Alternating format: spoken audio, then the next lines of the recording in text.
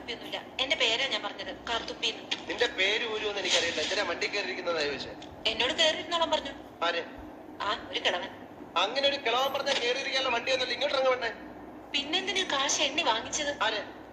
ഒരമ്മാവൻ. ഏതമ്മാവൻ?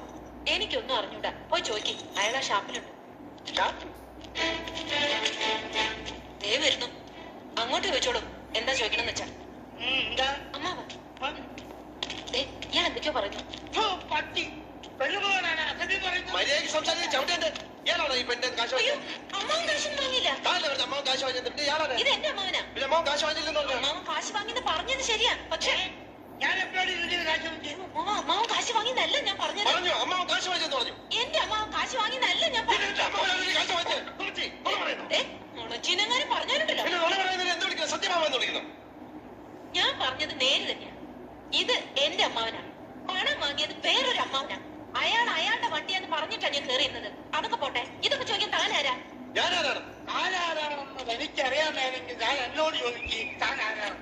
തനിക്ക് ഞാൻ പറഞ്ഞു തരാം താൻ ആരാണ്. അമ്മാവാ, എന്നിട്ട് ഞാൻ ആരാണെന്ന് എനിക്കറിയാമോ താൻ എന്നോട് ചോദിക്കും. അപ്പൊ തനിക്ക് ഞാൻ പറഞ്ഞു തരാം താൻ ആരാണ്.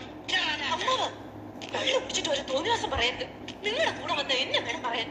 എന്താ എന്താ ഇവിടെ പ്രശ്നം? വരുന്നു കാശ് വാങ്ങിച്ച ആള്. അങ്ങോട്ട് ചോദിക്കും.